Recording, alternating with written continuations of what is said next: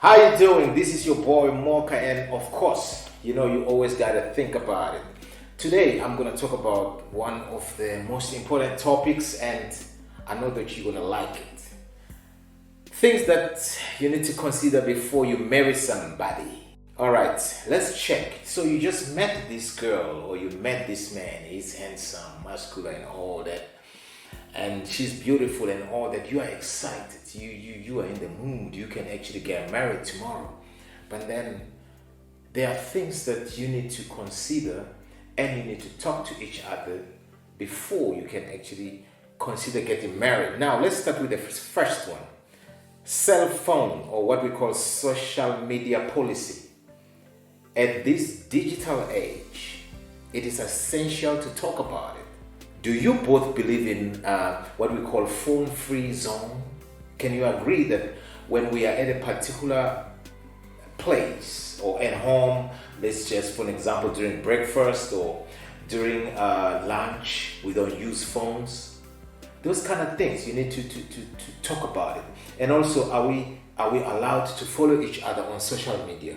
And can I have your phone? Let's just say, for an example, I'm busy charging my phone and I want to do something on the phone. Can I have my partner's phone, or is there something that they are hiding? Those kind of things are very, very important, so that you do not get married to somebody and then while in marriage you start fighting about it. Rather, you start talking about it now, and then you agree in principles on what are the don'ts and the do's, so that you know exactly where you stand and how you're going to run things. Okay, let's go to the second thing. Very, very important. I call this one faith affiliation. And here we're talking about religion and spirituality. These are deep waters.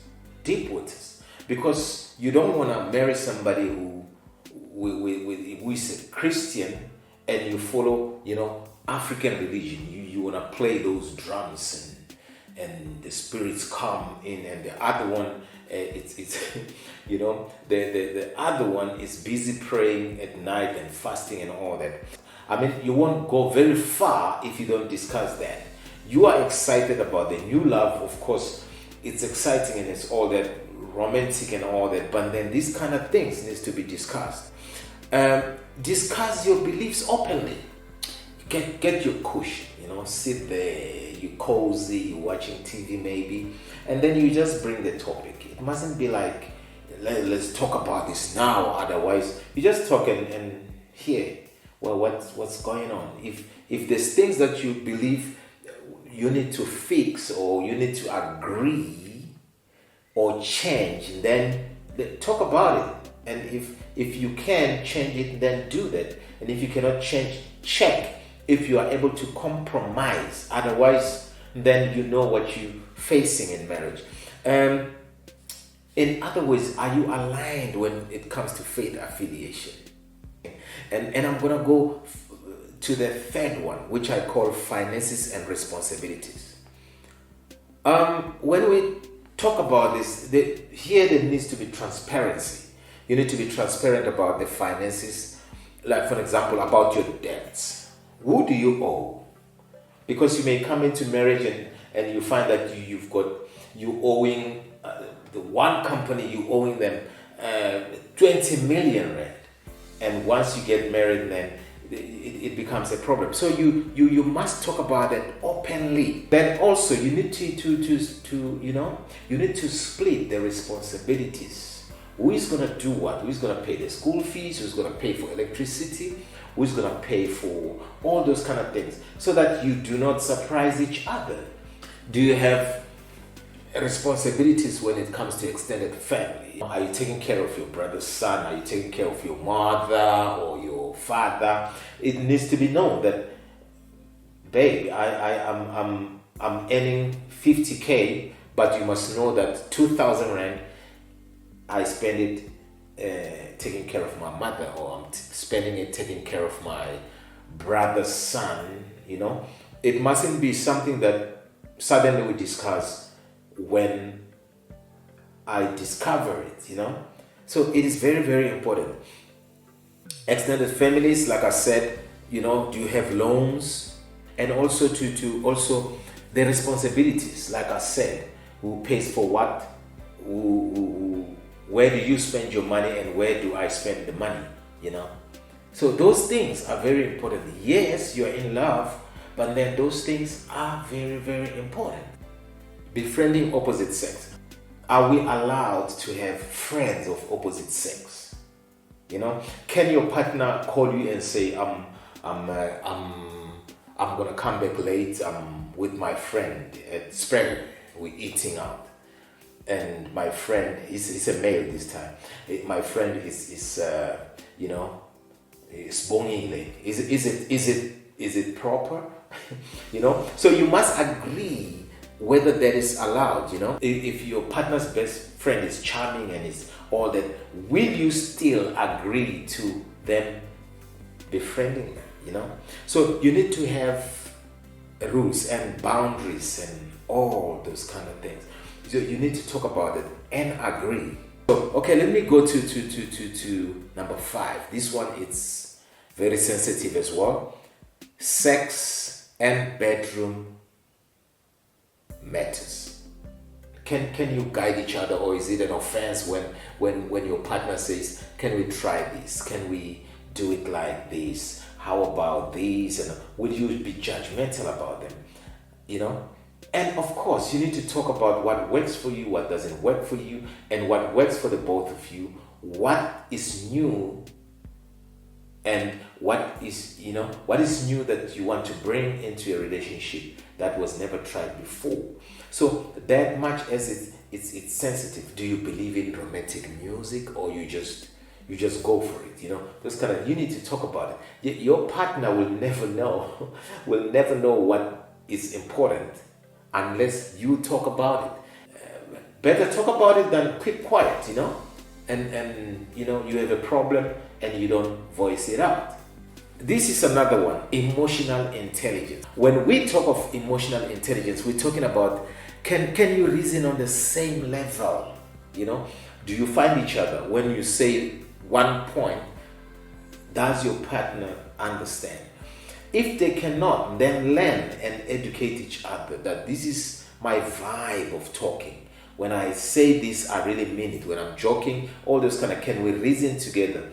Or do you have to repeat one thing 70 times before they understand it? Those kind of things. I know people that, are not compatible when it comes to reasoning. And they will fight, obviously, because then you saying one thing, they understand it in one way or the other, and it's not exactly what you're saying. So emotional intelligence is very important. It matters. How do you handle disagreement? For example, that is part of emotional intelligence. When you don't agree, do you want to call the relationship off? Or you just want to say, if it's either you take it or leave it. So you need to look at that part as well. Emotional intelligence, it is very, very important. One other thing that I want to talk about is, can you be friends with your partner? Can you be friends? Can you play cards together, for example? Cards being one example.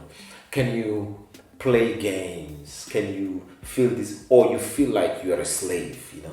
You're a slave. You're not free. You're not happy. You cannot be yourself and all that.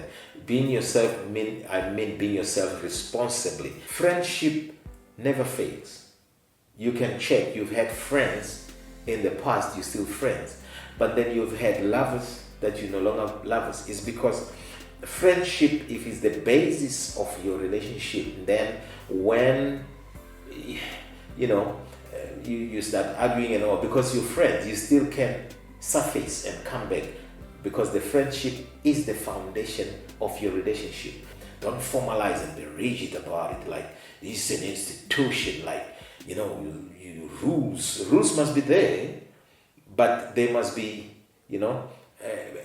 communicated not from an oppressor slave, from friend to friend. Public behavior.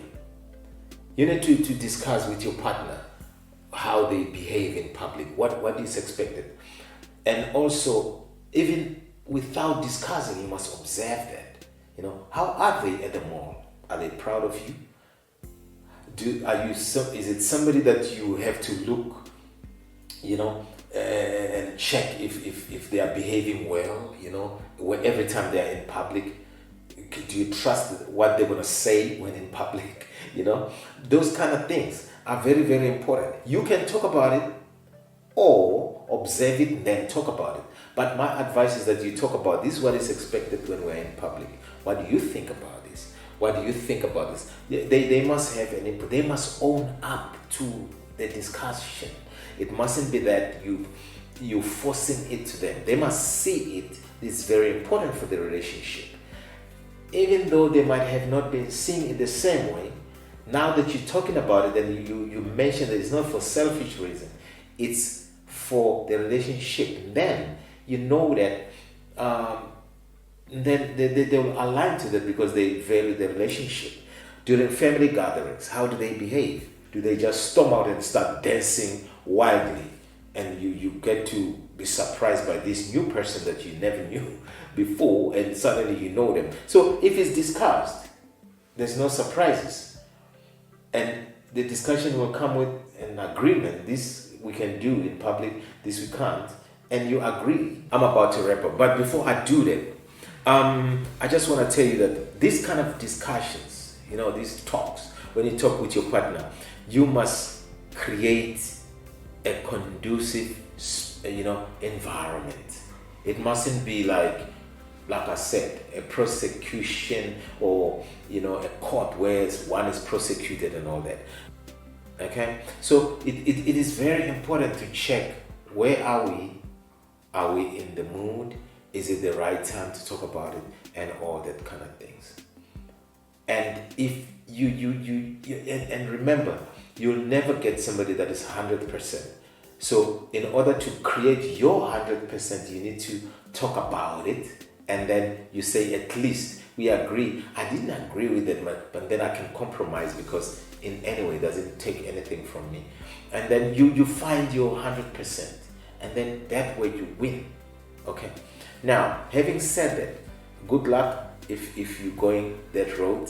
And we just right here at Mocha Talk, we just thought maybe it's very important for you to know this and make the right decisions. In the meantime, as always, think about it.